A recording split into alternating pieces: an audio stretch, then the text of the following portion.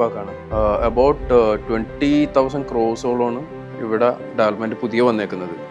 After 3 or 4 ഇയേഴ്സിന് ശേഷം they can reap 100% returns. അത് ഒരു ഇൻഡസ്ട്രിയിൽ അവർക്ക് കിട്ടില്ല ഇത്രയും returns. This is something different. Kochi is going to fly actually. നമ്മൾ ഈ ഉദ്ദേശിക്കുന്ന കൊച്ചിയൊന്നും അല്ല ഈ വരാൻ പോകുന്നത്. ഞാൻ ആ ഒരു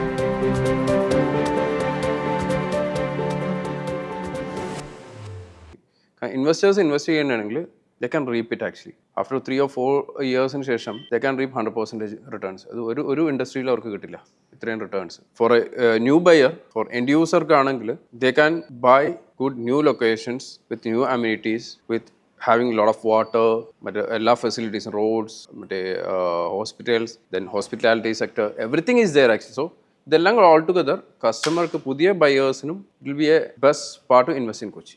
so Kochi is the next ഇന്ത്യയിലെ നെക്സ്റ്റ് ഹബ്ബാണ്. അതായത് ടാറ്റു സിറ്റിയിൽ ഏറ്റവും കൂടുതൽ ഗ്രോ ചെയ്യാൻ പോകുന്ന സ്ഥലമാണ് കൊച്ചി. കഴിഞ്ഞ 3 ദിവസം മുമ്പുള്ള ന്യൂസ് പേപ്പർ എടുത്ത് നോക്കുകയാണെങ്കിൽ കേരളത്തിലെ IT പാർക്കുകളിൽ ഏറ്റവും കൂടുതൽ ഡെവലപ്പ് ചെയ്യുന്നത് കൊച്ചി IT പാർക്കാണ്.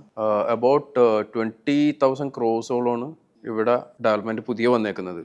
And man power it is more than 10 times in Trivandrum, Calicut consider ചെയ്യുമ്പോൾ IT പാർക്കിൽ വന്നേക്കുന്നത്. So this is something different. Kochi is going to fly actually. നമ്മൾ ഈ ഉദ്ദേശിക്കുന്ന കൊച്ചിയൊന്നും അല്ല ഇനി വരാൻ പോകുന്നത്. ഞാൻ ആ ഒരു I can show you that map. ഇന്ന് കിട്ടിയ ഒരു ഡയഗ്രാമാണ്. നെട്ടൂർ ഭാഗം തന്നെ മാറാൻ പോകുന്നു. നമുക്ക് ഇമാജിൻ ചെയ്യാൻ പറ്റാത്ത രീതിയിൽ ഇടപ്പള്ളിയാണ് നമ്മൾ ഇമാജിൻ ചെയ്യുന്നത്. അതിനേക്കാൾ അപ്പുറത്തേക്കാണ് നെട്ടൂർ ഈസ് ഗോയിങ്. നെക്സ്റ്റ് ഇടപ്പള്ളിയുടെ അപ്പുറമായി പോകും.